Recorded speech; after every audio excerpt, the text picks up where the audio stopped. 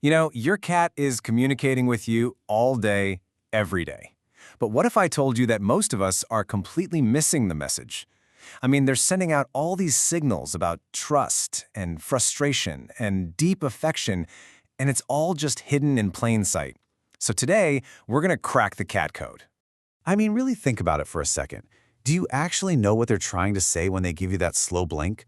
Or why they suddenly just get up and walk away from their favorite toy? These aren't just random little quirks. Nope. It's a language. And once you start to understand it, it can change your entire relationship. Okay, so let's just start with this bombshell from animal behaviorist John Bradshaw. This one idea, it reframes, well, everything. Your cat isn't trying to please some kind of master.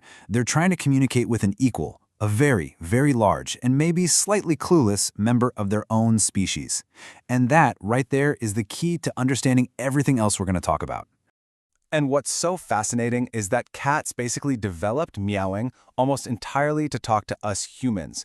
But their real language, the one they use with each other, is so much more subtle. It's this whole silent conversation that honestly, most of us are completely missing out on. The slow blink. This is one of the most intentional things your cat will ever do. Think about it. In the wild, closing your eyes in front of another animal is a huge risk. So when your cat does it to you, they're saying, I trust you completely. I feel totally safe with you. And the best part? We can actually talk back. Research from the University of Sussex confirmed that cats are way more likely to approach a person who slow blinks back at them. You're literally speaking their language, telling them, hey, the feeling is mutual. And it turns out, it's not just what you say, it's how you say it.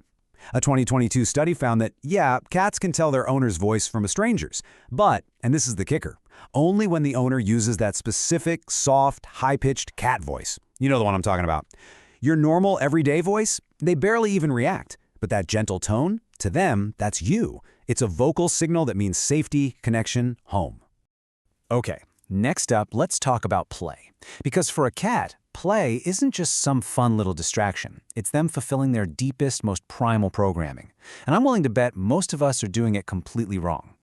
Have you ever wondered why your cat just gets up and walks away from a toy after, like, 30 seconds? It's not because they're bored or lazy. No, they're frustrated. You've kicked their prey drive into high gear, but then you denied them the most satisfying part of the whole thing, the catch. It's kind of like starting a great movie and then turning it off right before the end.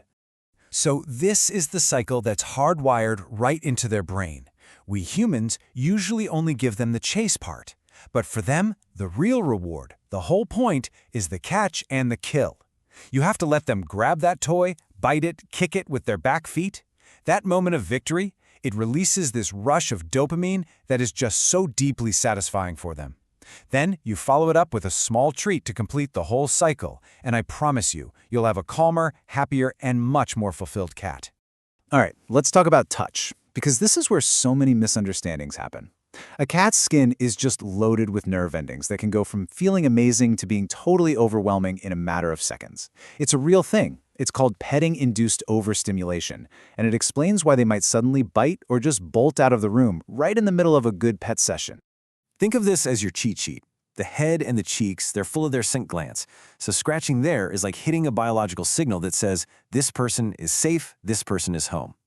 But the belly? Oh, that's the danger zone. When a cat shows you their belly, it is a profound sign of trust. It is not an invitation. Touching it can feel like a total betrayal of that exact trust they just offered you. This is so simple, but it is a game changer. Cats live in a world of scent.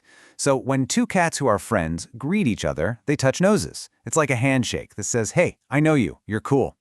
Offering one finger lets them do the same exact thing with you. It's a polite way of asking for permission and, really importantly, letting them choose to start the interaction. But a cat's sense of security goes way beyond just play and petting. It's about their whole environment, their need for control, and how we, these big, clumsy cats, fit into it all. Really, this all just comes down to a few basic needs. A consistent routine creates predictability, and for a cat, predictable equals safe. Giving them a high-up spot like a cat tree gives them a sense of control over their territory, and respecting their freedom to just leave a room, that builds trust like nothing else. And you know, sometimes the deepest kind of intimacy you can have with your cat is just parallel presence, just quietly being in the same space, not demanding anything from them at all. And this is where it all comes together. Because once a cat feels truly safe with you, they start to offer these signals that go against every single survival instinct they have. This is where you see their deepest, most profound devotion. We've all seen this happen, right? It's kind of funny, maybe a little bit annoying, but it's not what you think it is. And the real answer reveals one of the most amazing truths about your bond with them. Sure, the warmth is a nice little bonus, but the real prize, the thing they're really after, is your scent. Your unique smell is one of the most comforting things in your cat's entire world. And this isn't just some cute theory, there's real science to back this up. Studies have shown your scent physically lowers their stress markers. So when they curl up in your spot, they are literally wrapping themselves in you. And they're also depositing their scent, mixing it with yours, which is a huge form of social bonding for them. It says, we belong together, we're family. And honestly, it doesn't stop there. All of these things are the ultimate compliments. Sleeping on you? That means they feel safe enough to be completely defenseless. That big social stretch they do when they see you. That's a greeting they only give to those they trust implicitly. Kneading takes them right back to the safety of being a kitten with their mother. And when they groom you, that's a behavior reserved just for family. They are choosing you over their own hardwired survival instincts. So at the end of the day, your cat is speaking this language of vulnerability and trust to you. Every single day, they're offering you a place in their world as an equal, as a family member. The real question isn't whether they love you, it's whether you're listening closely enough to love them back, in the way